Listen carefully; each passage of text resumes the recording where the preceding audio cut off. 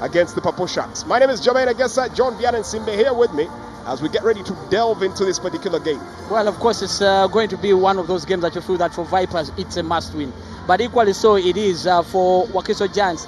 Looking at the fact that they're just hovering above the relegation zone, they can't afford to drop points as much as they've been doing in recent games. Following Villa's victory yesterday and the fact that Chitara Football Club has made a good run for itself of late, and also add the fact that Boo Football Club has not shown any signs of relenting, Vipers Football Club definitely have got their work cut out.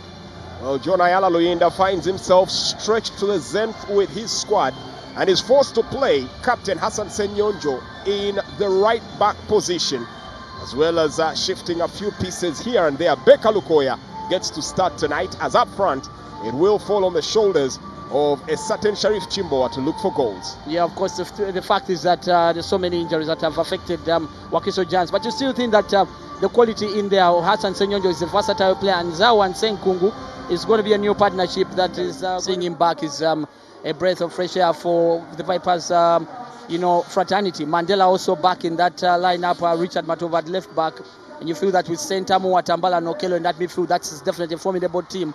And then you look at the attack, Sentamo and Formado. Formado had some real good spell at the tail end of the first half of the season with that hat-trick that he scored against Neck Football Club. So you think that had it not been for the injury that set him aback, he is the kind of player that had really shown some good form, and maybe this is the perfect encounter for him to actually get back his groove.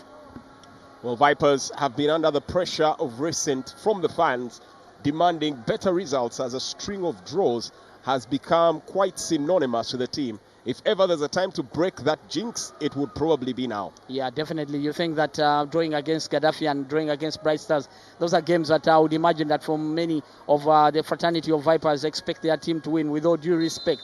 But the thing is that it's not turned out well for them the beginning of the second half. You think that that's a game that they will probably have to have earmarked that they've got to get all the 3 points, especially after losing to EPDF in the first round.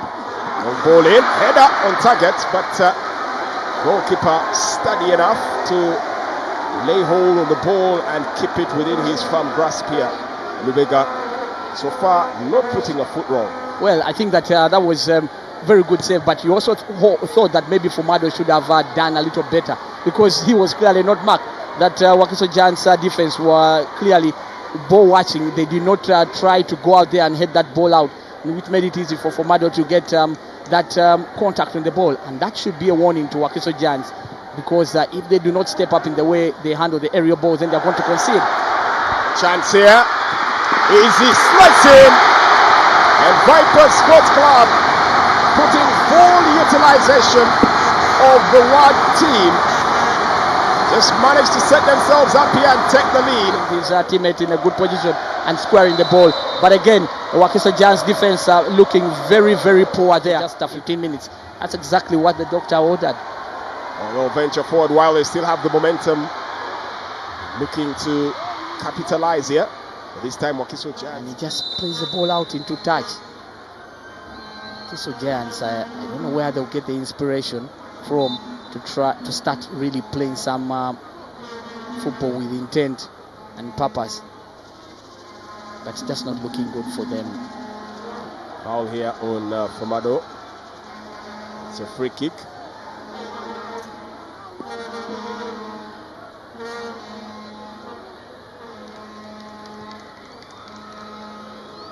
Hassan Senyonjo looking to carry the ball forward. They're really missing his industriousness in that midfield. Yeah, that's for sure. That's for sure. Another blind pass, giving the ball away. And on the attack now, the Venoms with numbers continuing that run there. Mandela under chance, arriving, but unable to control Yunus Sentamo. That was a good opportunity for Vipers to make it 2-0. In fact, the fact that I just saw Yunus Sentamo arriving, I thought that was as clear as daylight that he was just going to put that ball in the back of the net. That's a very good opportunity. We would have expected Yunus Sentamo to convert. Unable to control the ball there, Nyanzi, but Lukoya Baker picks up the ball, chance here. Floated in, indecision it was there from Jack Komakech. Ultimately, ball goes away. And I'm curious what that will be. An offside according to the arm raised by the referee. guess he didn't time the bounce of the ball well, Yunus Sentamu. But you could see still very poor defending again from Wakiso Giants. Somehow you feel that Thomas Sekoch will be able to track that run and make sure that Yunus Sentamu doesn't get to that ball. But he's clearly also ball watching. Abdul Karim Watambala having support here from Richard Matovu. Did share some very interesting sentiments about the fate of one of his former clubs, Arua Hill. Yeah. It's one that really felt hard undone by the fact that the team is at the moment more or less defunct. Between Karisa and Senkungu, who's left on the ground. Play continues, crossing. Ball well worked, well intercepted, out to the wing. Have a go again through the center. This is Rahmat Semfuka. Tries to pick a pass from the wing. And, well, it's not really been his afternoon here, has it? Yeah. Whose afternoon has it been anyway on the Wakiso Giants side? Maybe apart from Marvin Muchibi and bits of Hassan Senyonjo. Those are the two that I really think that have really shown the desire that is required at this level to try and be as competitive as possible, to try and see that they can inspire their team to get a result. Okay, set the ball front foot to tease, but the ball just goes away for a corner kick. I just don't remember the last time that Wakiso Giants fell a goal behind and were able to come back and win the game, at least this season. Now, the fact that they've already conceded, it's not a good sign as far as they are concerned. Just doesn't look good at all. Not being a team that concedes fast and then get back into the game. Pick up excellence, skipping away from one, and another shot here. Well, that forced a fine save from Jack Komakech, fully stretched to tip that away. That was a brilliant shot. Yeah, that was a very good shot there coming in from Mark Matsevka. And that's more like what we expect from him and the quality that he has. He needs to be taking such shots, but the goalkeeping, that was fantastic goalkeeping from Jack Komakech. Cross in, ball headed away, and it's a chance here for Vipers Sports Club to relieve some pressure from their box area. And you can see that Wakiso actually thought that the ball had gone out into touch, but Karim Watambala just didn't give up the chase and he just cleared it. And now the Giants have to build again in their area. Chidi seems to have absolutely no support in front of him. Not at all. Goes searching. That's the thing, because we know Wakiso Giants is a team that that normally builds from the back, but somebody gets the ball and all the midfielders have disappeared. They have even forgotten their team structure and the way they're supposed to play.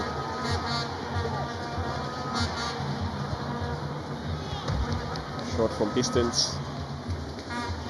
Picked up well.